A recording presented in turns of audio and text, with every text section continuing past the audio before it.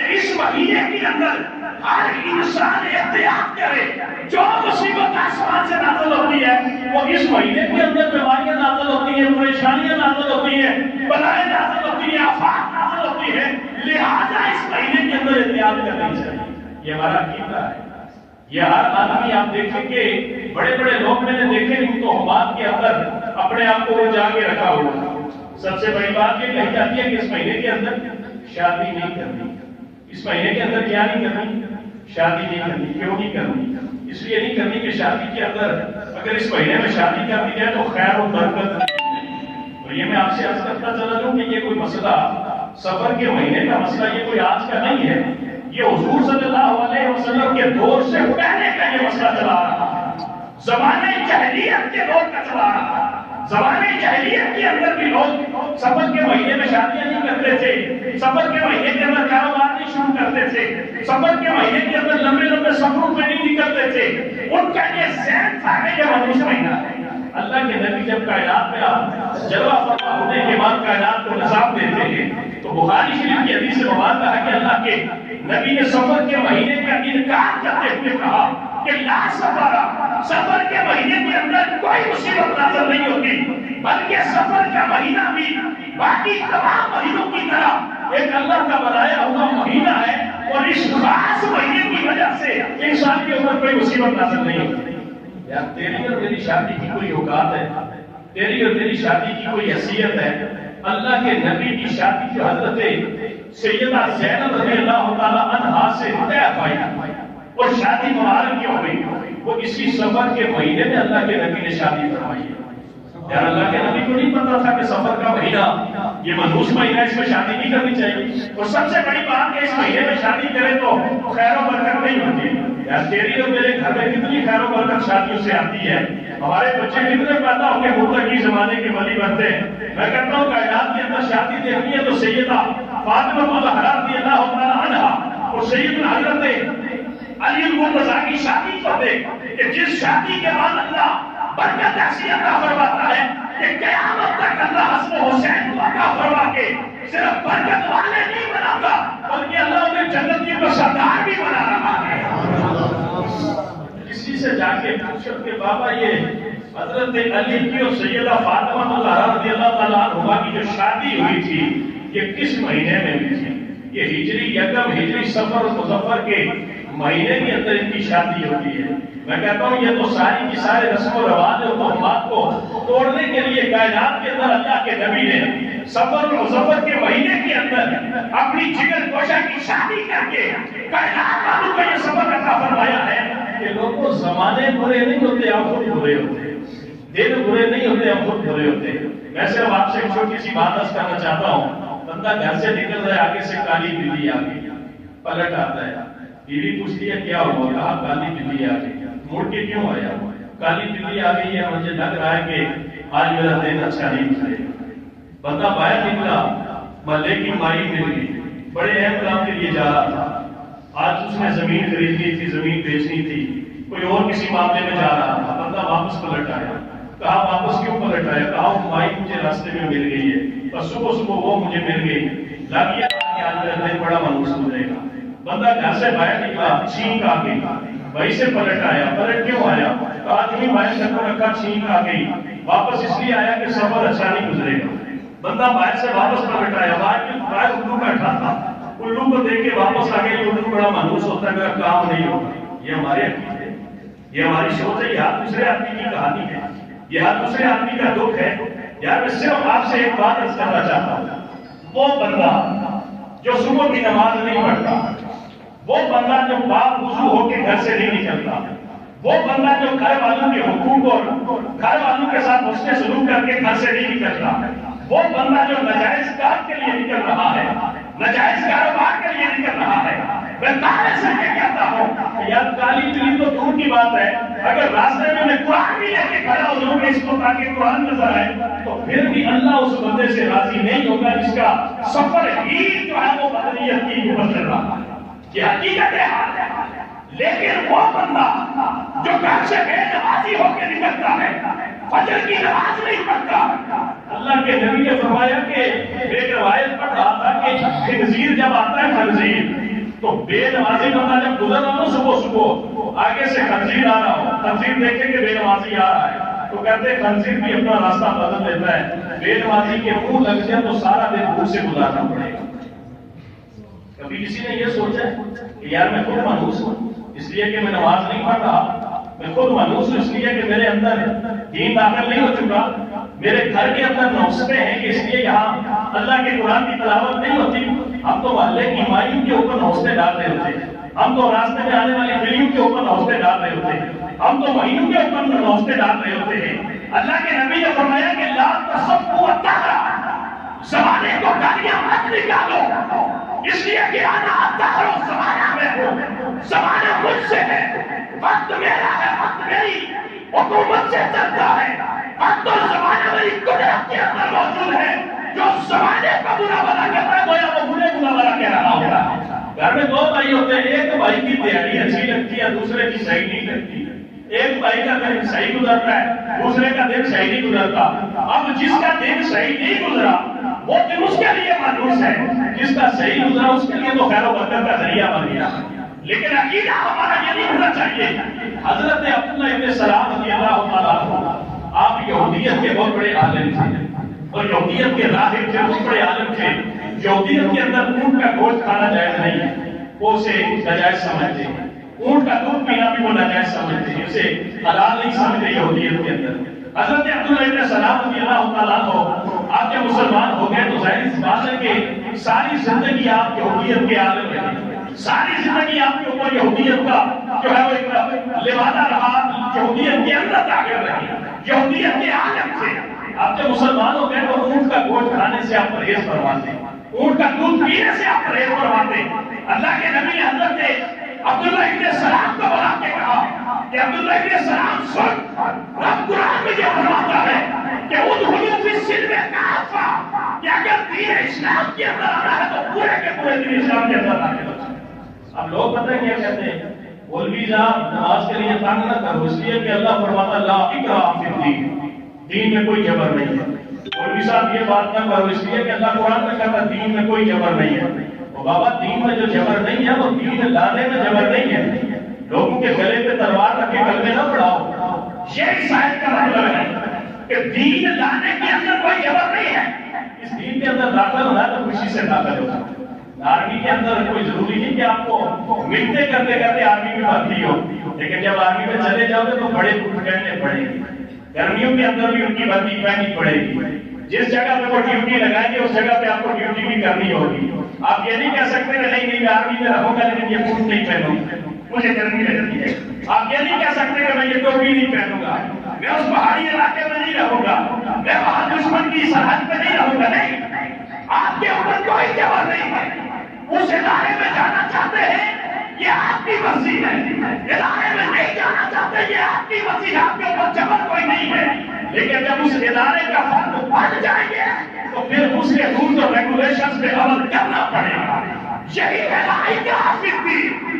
لوگوں کے گلوں پہ تلواریں رکھ کے کلمے مت پڑھاؤ، لیکن جو کلمہ پڑھ لیتا ہے پھر یہ دین اسے کہتا ہے کہ اب جس دین کا کلمہ پڑھا ہے اس دین کو اپنے اوپر لاگو کر کے اٹھا سکتا ہے۔ حقیقت سمجھ آئی؟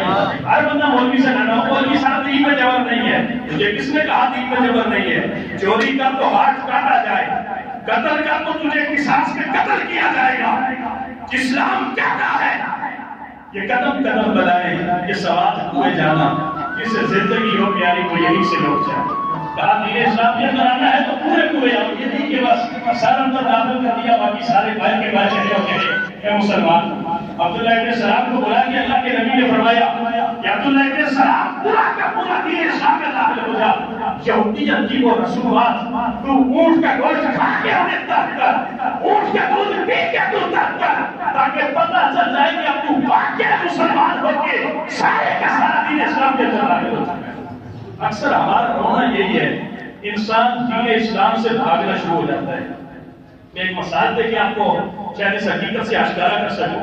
اب راستے میں جا رہے ہیں تو ایک نوجوان آپ کو نظر آتا ہے، بڑا خوبصورت نوجوان ہے، جسم اس کا سلامت، چہرے پہ بڑا نور ہے، داڑھی بھی ہے، کان سلامت، آنکھیں سلامت، ہاتھ سلامت، پاؤں چل رہا ہے۔ آپ دیکھتے ہیں یار کتنا خوبصورت نوجوان ہے، سامنے سے آ رہا ہے، ہر لحاظ سے مکمل ہے، ہر لحاظ سے اللہ نے اس کو جمال بھی دے رکھا ہے، ہر لحاظ سے ایک وجود اس کا سلامت ہے، سامنے سے آ رہا ہے، لیکن آپ دیکھ رہے ہیں کتنا خوبصورت جوان آ رہا ہے۔ وہ جوان آپ کے پاس سے گزرا، آپ نے پلٹ کے دیکھا تو اس کی قمیض پہ اس کے گھر کا پتہ لکھا۔ یہ بات میری غور سے سنیں، وہ نوجوان گزر گیا، آپ نے جب مڑ کے اس کی طرف دیکھا تو اس کی قمیض پہ پیچھے پتہ لکھا ہے، اور لکھا ہے یہ ذہنی مریض ہے، اگر کسی کو ملے تو اس کا یہ گھر کا پتہ ہے، یہ فون نمبر ہے، اس پہ رابطہ کر کے ہمیں اطلاع کر دیں۔ آپ وہیں سے ٹوٹ جاتے ہیں، کہتے ہیں یار حسن بھی ہے، جسم سارا سلامت، چل بھی رہا ہے، سن بھی رہا ہے، دیکھ بھی رہا ہے، ہر چیز اس کے پاس موجود ہے، لیکن ایک فہم و ادراک کی کمی کی وجہ سے اس کے وجود کی حیثیت کوئی نہیں، اس کے وجود کی حیثیت کوئی نہیں۔ کیا ہے یہ؟ اتنا خوبصورت جوان ہے، پاگل ہے، گھر کا پتہ قمیض پہ لکھا ہے، گھر والوں نے اس کا موبائل نمبر لکھا ہے کہ یہ بیٹا اس کی شکل و صورت کو نہ دیکھو، اس کے قد کاٹ کو نہ دیکھو، اس کے حسن و جمال کو نہ دیکھو، یہ سب سے بڑی جو نعمت ہوتی ہے یہ اس نعمت سے محروم ہے، اس کی اس نعمت کو دیکھ کے اس میں رحم کا انتہا پہنچا۔ آپ کو ایسے پڑھے لکھے ہوئے لوگ ملتے ہیں یا نہیں ملتے؟ ہم بھی اپنے معاشرے میں دیکھیں تو بعض لوگ پڑھے کہتے ہیں یار بڑی کامیاب زندگی گزار رہا، مال ہے، دولت ہے، عزت ہے، شہرت ہے، وزارت ہے میرے پاس، بادشاہ وقت کو فون کر کے جو کام کروانا چاہوں کروا سکتا ہوں، پوری دنیا کے اندر جو ہے میں ایک دن کے اندر اگر گھومنا چاہوں تو پوری دنیا کے اندر گھوم سکتا، ہر چیز میرے پاس موجود ہے، لیکن ہے تو کیا ہے؟ اللہ کی یاد سے غافل ہے، اور اللہ کو جو یاد سے بھلا دیتا ہے پھر رب فرماتا ہے فَأَنْسَاهُمْ أَنفُسَهُمْ، جو رب کو بھول دیتا ہے رب انہیں بھول جایا کرتا ہے، رب انہیں بھول جایا کرتا ہے۔ یار ہمارے معاشرے کے اندر کتنے لوگ ایسے ہیں کہ وہ اللہ کو بھول جاتے ہیں، رب انہیں بھول جاتا ہے، رب انہیں کہتا ہے پھر دوڑ وہاں تک تمہیں دوڑنا ہے، آئے گا تو پھر میری عدالت میرے سامنے کھڑا ہوگا، پھر میں کہوں گا اے جبارون اے المتکبرون، آؤ کہاں وہ جواب کرنے والے، کہاں وہ تکبر کرنے والے، دیکھا تمہاری طاقت کتنی ہے۔ اب ہم وہ لوگ ہیں کہ جو آگے سے تو بڑے ٹھاٹ باٹ والے ہیں، لیکن ہماری قمیض کے پیچھے جو لکھا ہوا ہے اگر اس تحریر کو ہم پڑھیں تو ہمیں پتہ چل جائے کہ میرے اندر ایمان کتنا ہے، میرے اندر اسلام کتنا ہے، میرے اندر اسلام کی دی ہوئی تعلیمات کا نظام کتنا ہے۔ بابا مہینہ منحوس نہیں ہوتا، بندہ منحوس ہوتا ہے، دن منحوس نہیں ہوتا، انسان کی اپنی ہوستے ہوتی ہے۔ میں کہتا ہوں حضور جب مدینہ شریف گئے نا، لوگوں سے پوچھا اس کا نام کیا ہے، کہا یسرب، کہا نام کیا ہے؟ یسرب، بیماریوں کا گھر، یسرب کا معنی ہوتا ہے بیماریوں کا گھر، پریشانیوں کا گھر۔ مدینے والے مسئلے یسرب میں رہتے ہیں، پریشانیوں میں رہتے ہیں، تنگیوں میں رہتے ہیں، تکلیفوں میں رہتے ہیں۔ اللہ کے نبی نے مدینے کی سرزمین پہ قدم رکھا، جبریل سے پوچھا جبریل اس جگہ کا نام کیا ہے؟ کہا یا رسول اللہ یہ لوگ تو کہتے ہیں یہ یسرب ہے، بیماریوں کا گھر ہے، آپ نے قدم رکھا ہی ہے، آپ نے اس کو نور کا شہر بنا دیا۔ اب قیامت تک یہ مدینہ منورہ رہے گا، اب یہ نور کی بستی رہے گی۔ بابا جس گھر کے اندر رہنے والے لوگ منحوس ہو اس گھر کے اندر برکت نہیں آ سکتی، اور جس گھر کے اندر برکت والے رہتے ہو رب وہاں برکت ہی نازل کرتا رہتا ہے، برکت نازل کرتا رہتا ہے۔ میں تو ایک حدیث مبارکہ پڑھا تھا کہ جہاں سے اللہ کا بندہ گزر جاتا ہے نا نیک، تو دوسرے راستے اس راستے کو مبارک دیتے، تجھے مبارک ہو، کسی نیک کا قدم تجھ پہ لگا، کسی نیک کا قدم تجھ پہ لگا۔ بھائی اپنی زندگی کو تو تبدیل کرو، اپنے اندر تو انقلاب لے کے آؤ، اپنے کردار کو تو سنبھالو، اپنی ذات کو تو سنبھالو، پھر دیکھو کہ رب تمہیں شکوہ سے کتنا دور کر دیتا ہے۔ یہ ہمارے اندر کی وہ بغاوت ہے جسے ہم لوگ خود اپنے اندر داخل کر دیتے ہیں، الزام لوگوں پہ ڈالنا شروع کر دیتے ہیں۔ کیا سفر کے اندر شادی نہ کرو تو جو شادیاں جا کے رمضان میں کر لو، کیا وہ شادیوں کے اندر مکمل طور پہ کامیابی حاصل ہوتی ہے؟ کیا وہ شادیاں ٹوٹتی نہیں؟ کیا وہاں لڑائی جھگڑے نہیں ہوتے؟ اس میں پھر مہینے کا قصور ہے، اس میں دن کا قصور ہے، اس میں آپ کی ذات کی حق کی آپ نے تو بڑی پلاننگ سے سارا نظام کیا ہے، یہ بھول جاؤ کا شکار کیوں ہے؟ اس کے اندر ہمارا اپنا جو ہے وہ ایک حصہ شامل ہوتا ہے۔ آخری ایک بات کر کے اجازت چاہوں گا، میں بڑا ایک کیفیت کے اندر تھا، وہ کہتے ہیں نا کہ سمرقند شہر کے اندر ایک امیر آدمی تھا، اس کے گھر کے پاس ایک عورت آئی، غریب عورت، تو وہ بیٹھی اور امیر زادہ مسلمان تھا، کہنے لگی میں ایک سید زادی ہوں، میں بیوہ ہوں، تیری مدد کروائیے۔ تو اس نے بڑے جلال میں آ کے کہا کہ تو سید زادی ہے، اس کا ثبوت کیا ہے تیرے پاس؟ وہ بڑی پریشان ہوئی، یار مسلمان ہو کے ثبوت مانگ رہے ہیں۔ تو وہ ایک یہودی تھا، اس کے گھر گئی، دروازے پہ دستک کی اور کہا کہ میں مسلمان ہوں، مسلمانوں کے نبی کی یاد میں سے ہوں، ایک انتہائی بس مجبور ہو کے تیرے دروازے پہ۔ اس نے کہا ضرورت بتا بیوی، ضرورت کیا ہے؟ اس نے ضرورت پوری کر دی۔ تو رات کے وقت جو ہے وہ مسلمان خواب دیکھتا ہے کہ جنت کے اندر محل بنا ہے، اس محل کے اندر وہ یہودی بیٹھا ہے، وہ یہودی اس محل کے اندر بیٹھا ہے۔ تو اس نے کہا کہ یہ یہودی اس جنت کے محل کے اندر کیسے آ گیا؟ تو بڑا حیران ہوا، تو پوچھا گیا کہ یہ محل کس کا؟ کہا فلاں یہودی کا ہے۔ بڑا حیران ہوا۔ تو دوسرے دن جو ہے وہ ادھر یہودی خواب میں دیکھتا ہے، وہ بھی اپنا محل دیکھتا ہے، میں لمبی میں نہیں جانا چاہتا۔ دوسرے دن یہودی کے پاس گیا، اچھا وہ کہتا ہے محل کے اندر میں بھی داخل ہوں گا۔ تو محل کے اندر جب داخل ہونے لگا تو انہوں نے کہا اس کے اندر سے مسلمان داخل ہو سکتے؟ اس نے کہا میں مسلمان ہوں۔ جب دربان کھڑا ہوا اس نے کہا تیرے پاس ثبوت کیا ہے تم مسلمان ہے؟ آنکھ کھل گئی۔ دوسرے دن یہودی کے گھر گیا، اس یہودی سے کہتا ہے یار یہ ماجرا کیا ہے؟ کہا ماجرا وہ ہے جو تم نے خواب میں دیکھا ہے، جس طرح خواب تم نے دیکھا ویسا ہی خواب میں نے بھی دیکھا ہے، جیسا خواب تم نے دیکھا ویسا خواب میں نہیں دیکھا۔ جب ایک تیرے نبی کی آگ تیرے گھر آئی اور تو اسے کہتا ہے تیرے پاس ثبوت کیا ہے، اسی نبی نے خواب میں آ کے مجھے کلمہ پڑھا کے اپنے غلاموں میں شمار کیا۔ بات اس لیے کہتا ہوں کہ ہم جو مولوی لوگ ہوتے ہیں نا، مولوی دین کی خدمت کرنے والے، سچی بات یہ ہے کہ ہمارے دکھ اگر آپ سنیں تو آپ اندر سے پھٹ جائیں۔ یہ میرے پاس سید غلام مصطفیٰ شاہ صاحب بیٹھے ہیں، تشریف رکھے ہوئے، ایک بہت بڑے عالم دین گزرے ہیں سادات سے، بہت بڑے عالم دین۔ ان کا کچھ عرصہ پہلے انتقال ہو گیا۔ ان کی بیٹیاں یہ ان کا ایک ہی بیٹا ہے، یہ بیچارہ ایک فیکٹری میں 12,000 روپے میں کام کرتا ہے، گھر کرائے پہ 8,000 کرایہ دیتے، بیٹی کی شادی کی۔ تو کافی دنوں سے مجھے علماء کرام کے جو ہے وہ رابطے بھی ہوتے ہیں کہ بہت مقروض ہیں، یہ پریشان ہیں۔ ایک بھائی ہے بیچارہ بس زندگی سے تھا کہ والدہ بیمار ہے، یہ میرے پاس ایک خط لے کے آئے، میں نے کہا شاہ صاحب آپ نے تو آزمائش میں ڈال دیا سید، مجھے وہ یاد نہیں ہے کہ میں سید ہوں، تو سچی بات ہے میں اس کے گھر کا پتہ بھی نہیں پوچھتا کہ کہیں رات میں رات کو جائے کہ جب کہتا ہے میں سید ہوں تو تو پھر اس کا پتہ کیا پوچھتا ہے کہ مدینے والے کو جانتا نہیں۔ یہ حقیقت ہے ہماری، یہ دکھ ہے ہمارے۔ تو شاہ صاحب میرے پاس کافی دنوں سے آ رہے تھے، جب میرے پاس ہے تو میں نے کہا شاہ صاحب میں حیران ہوں، پریشان ہوں کہ میرے پاس اگر کچھ ایسا سلسلہ ہو تو میں ضرور آپ کے ساتھ تعاون کروں۔